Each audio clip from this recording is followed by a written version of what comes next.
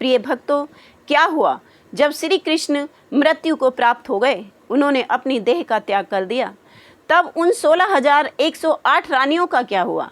क्या वे सती हो गईं? क्या वे मृत्यु को प्राप्त हो गईं, या वे श्री कृष्ण के परम धाम गोलोक धाम को चली गईं? आइए बात करते हैं। द्वारिका समुद्र की लहरों के किनारे बसी एक स्वर्ण नगरी थी। वहाँ की हर सुबह शंख की मधुर ध्वनि से प्रारंभ होती थी और हर संध्या दीपों की जगमगाती ज्योति से दीपोत्सव जैसी प्रतीत होती थी। यह कोई साधारण नगर नहीं था, बल्कि यह था वह पावन धाम जहाँ श्री कृष्ण साक्षात परब्रह्म परमात्मा होते हुए भी मनुष्य के रूप में रहते थे। इसी नगरी की सबसे सुंदर, सबसे दिव्य छाया यदि थी तो वो थी रानियां, जिनकी आंखों में अपने स्वामी के प्रति सच्ची आस्था, सच्चा प्रेम था और जिनके जीवन का हर क्षण, हर उद्देश्य श्री कृष्ण के नाम को समर्पित था। श्री कृष्ण की 16,108 रानियां होने पर भी हर एक की अपनी अलग पहचान थी, अलग स्वभाव था और चंचलता, लेकिन एक बात सब रानियों में समानता थी, उनका श्री कृष्ण के प्रति अटूट प्रेम और सम्मान। लेकिन श्री कृष्ण के हृदय में जो विशेष स्थान रखती थी वो थी 8 रानियां, जिन्हें अष्टभार्या कहा जाता था, जिनकी आत्मा श्री कृष्ण की आत्मा से एकाकार हो चुकी थी। और पहली थी रुक्मणी। रुक्मणी विदर्भ देश की राजकुमारी के मन में बचपन से ही श्री कृष्ण बस गए थे। उन्होंने भगवान श्री कृष्ण को कभी नहीं देखा था, लेकिन उन्होंने आत्मा से उन्हें अपना पति, अपना स्वामी स्वीकार कर लिया था।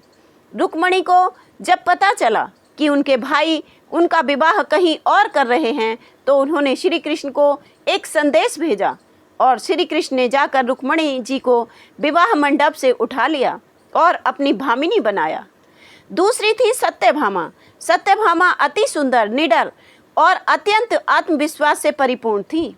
वे अपने रूप और बुद्धिमत्ता पर गर्व करती थीं, लेकिन जब वे श्री कृष्ण की बात आती तो उनका हृदय एक छोटी बच्ची की तरह निर्मल, पावन हो जाता था। तीसरी जामवंती थी, एकदम शांत और भक्ति से परिपूर्ण। वे श्री कृष्ण को पति के रूप में तो मानती ही थी, साथ ही साथ उन्हें ईश्वर मानती थी और उन्हीं की भक्ति में मग्न रहती थी। चौथी थी कालिंदी देवी, यमुना की देवी, जल की तरह शांत और निर्मल। पांचवी थी भद्रा। भद्रा त्याग और सेवा में ही जीवन बिताने वाली थी। छठी थी लक्ष्मणा, वीरता और अति साहसी भाव से उत्साहित। श्री कृष्ण की पत्नी होने के साथ ही उनकी परम भक्ता भी थी। और सातवीं थी मित्रविंदा, संकोची, शर्मीली और पूरी धर्मनिष्ठ। और आठवीं थी नागनेतिजीन, अत्यंत ज्ञानी और तार्किक बुद्धि की बेमिसाल शख्सियत। इन 8 रानियों के अलावा जो 16,108 रानियां थीं, वे रानियां वो थीं जिन्हें नरकासुर ने बंदी बनाकर अपने पास रख लिया था। समाज उन्हें त्याग चुका था, लेकिन श्री कृष्ण ने उन्हें नरकासुर के बंधन से छुड़ाया।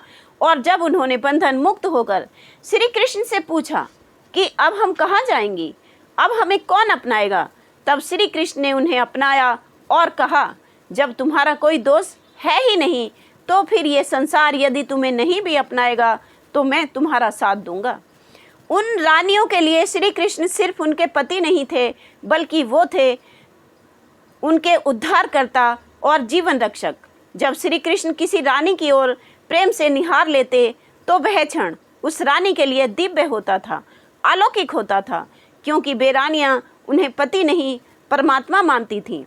पूरी द्वारिका उन रानियों के प्रेम, सेवा, स्नेह और भक्ति से जगमगाती थी। लेकिन जैसे हर अच्छे समय का अंत होता है, हर युग का अंत होता है, वैसे ही द्वारिका का वैभव भी हमेशा नहीं रहने वाला था। नियति के क्रूर हाथों में थी, समाप्त होने वाला था। स्वर्ण नगरी द्वारिका अपनी आभा खोने वाली थी और वे रानियां जिन्हें स्वयं ईश्वर का सानिध्य प्राप्त था, जीवन में हर सुख उनका अपना था और जो फूलों की तरह महलों में सजी संवरी रहती थी, कभी धूल मिट्टी राख में मिलने वाली थी। समय का चक्र धीरे धीरे अपनी चाल चल रहा था। जब श्री कृष्ण का जीवन अपने अंतिम पड़ाव पर पहुंचा, तब द्वारिका का जीवन पूरी तरह से बदल चुका था। अब वहां पहले जैसी प्रसन्नता नहीं थी। हर दिन कोई ना कोई अनहोनी घटित होती थी। श्री कृष्ण का वह यदुवंश जिसे उन्होंने अपने दम पर, अपनी नीतियों पर खड़ा किया था, वह अहंकारी हो गया था, शराब और आपसी कलह में डूबने लगा था। जिस द्वारिका महल में कभी रानियों की हंसी की फुहारें, उनकी पायलों की झनकारें गूंजती थी, अब वहाँ पर मौन पसरा रहता था। और फिर वो हुआ जो नहीं होना चाहिए था। शायद ये नियति थी या फिर कौरवों की माता का श्राप था जो पूर्ण होने वाला था। एक दिन यदुवंशियों ने ऋषियों के साथ एक भद्दा सा मजाक करके उनका अपमान किया, उनका उपहास उड़ाया और उस अपमान ने एक भयानक श्राप को जन्म दिया। ऋषियों ने कृष्ण पुत्र से कहा, तूने स्त्री रूप धारण करके मुझे छला है, तुझे मूसल पैदा होगा और वही यदुवंशियों के विनाश का कारण बनेगा। ऋषि का श्राप फलीभूत हुआ और श्री कृष्ण के पुत्र को मूसल पैदा हुआ। जब ये बात बलराम जी को पता चली तो उन्होंने लोहे के उस मूसल को पिसवाकर पाउडर बनवा दिया और जल में प्रवाहित करा दिया और यही पाउडर घास बनकर उग आया। कुछ समय बीता। प्रभास क्षेत्र में यदुवंशियों ने एक उत्सव का आयोजन किया और वहां पर शराब का सेवन किया गया। शराब ने संयम छीन लिया और फिर आपसी मतभेद शुरू हो गया।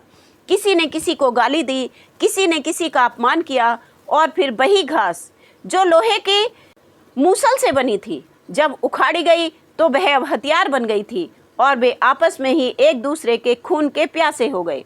मार काट मच गई, धरती खून से भर गई। ये सब श्री कृष्ण की आंखों के सामने हो रहा था और उनकी आंखों में आंसू थे और वाणी में वेदना। उन्होंने कहा, ये तो सब होना ही था। लड़ाई का अंत तब हुआ जब पूरा यदुवंश समाप्त हो गया। बलराम जी ने समुद्र किनारे जाकर योग बल से अपने शरीर को त्याग दिया और अंत में वह क्षण आ गया जब श्री कृष्ण ने इस पृथ्वी को अलविदा कहने का निर्णय ले लिया और वे वहां से उदास और शांत मन से जंगल की ओर चल पड़े। एकांत स्थान देखकर वे वहां आराम करने के लिए लेट गए। तब एक जरा नामक शिकारी ने दूर से श्री कृष्ण के सुंदर कोमल लाल लाल चरणों को देखा और सोचा कि यह हिरण है और उसने तीर मार दिया और यही तीर श्री कृष्ण को लगा और यह वह समय था जब श्री कृष्ण ने इस पृथ्वी को त्याग कर दिया। कहते हैं उस समय सृष्टि का हर कार्य रुक गया, समुद्र शांत हो गया, हवाएं चलनी बंद हो गईं, पृथ्वी कांप उठी। जब ये समाचार महल में रानियों को मिला तब श्री कृष्ण अब नहीं रहे तो महल में चीखें गूंजने लगी। जो नित्य खुशियों की सौगातें जहाँ रहती थी वहाँ पर मातम पसर गया। हर रानी के मन में बस एक ही सवाल था कि अब हम किसके लिए जिएंगे। रुक्मणी जी श्री कृष्ण की सबसे प्रिय रानी, सखा, हमराज सब कुछ थी। वह तो श्री कृष्ण के पार्थिव शरीर को देखकर मानो निर्जीव हो गई थी। सारी रानियां ऐसी लगी जैसे ईश्वर ने सुंदर मूर्तियां तो बनाई हैं लेकिन उनमें प्राण डालना भूल गए। बिना श्रृंगार के वह एकदम शांत मौन बैठी थी। 3 दिन तक ना तो उन्होंने जल की एक बूंद तक ग्रहण की, ना केश बांधे और अचानक तीसरे दिन बोली, बस अब मैं और प्रतीक्षा नहीं कर सकती और उन्होंने योग बल से अपने शरीर का त्याग कर दिया। श्री कृष्ण की दूसरी प्रिय पत्नी सत्यभामा वहां से जंगल की ओर चली गई और उन्होंने वहां एक मंदिर बनवाया जिसे आज भी नागेश्वर ज्योतिर्लिंग के रूप में पूजा जाता है। सत्यभामा ने अपने जीवन का हर क्षण, अपना हर श्वास श्री कृष्ण को समर्पित कर दिया और एक दिन वह समाधि वहीं पर ले ली और देवी रूप में अब उनकी पूजा होने लगी। जामवंती जिन्हें श्री कृष्ण ने युद्ध में जीता था, अब उन्हें अपना युद्ध कौशल, पराक्रम सब व्यर्थ लगने लगा था और जब द्वारिका डूबने लगी तो उन्होंने अन्य रानियों को साथ लेकर प्रभास क्षेत्र में जाकर अग्नि में प्रवेश कर लिया और इस नश्वर देह को त्याग दिया। भगवान श्री कृष्ण के ही गोलोक धाम को वे चली गईं। अब समुद्र का जल धीरे धीरे द्वारिका को अपने आगोश में लेने लगा था। महल, गलियां सब जल में समाने लगी थी। जब यह खबर हस्तिनापुर पहुंची तो अर्जुन पवन वेग से, जो श्री कृष्ण के परम सखा और मित्र थे, द्वारिका जा पहुंचे और उन्होंने बाकी बचे यदुवंशियों को लेकर बाहर निकलने लगे। उनके पीछे से वे स्त्रियां पुरुष थे जो मृत्यु को गले नहीं लगा पाए थे। वे सब जल्दी से जल्दी अर्जुन के पीछे चल रहे थे, लेकिन शायद ईश्वर की योजना अभी कुछ और बाकी थी कि अचानक बहुत से डाकुओं ने उन्हें घेर लिया और अर्जुन ने जब अपना गांडीव चलाया तो जैसे लगा कि एक चतुर धनुर्धर ना होकर वह एक अत्यंत सामान्य दुर्बल जन हो। डाकुओं ने कुछ लोगों को मार डाला, महिलाओं के गहने धन माल सब छीन लिया और कुछ महिलाओं को वे अपने साथ ले गए। जिन रानियों को वे डाकू अपने साथ लेकर गए थे वे कभी वापस नहीं लौटी। जो रानियां हस्तिनापुर पहुंची उन्होंने कुछ समय में अपना जीवन समाप्त कर लिया और कुछ साध्वी बन गई। तो प्रिय भक्तों, यदि आप भी भगवान श्री कृष्ण के अनन्य भक्त हैं, यदि आप भी उनकी कृपा पाना चाहते हैं तो वीडियो को लाइक सब्सक्राइब करके कमेंट में जय श्री राधे जय श्री कृष्ण लिखना ना भूलें। जय जय श्री राधे।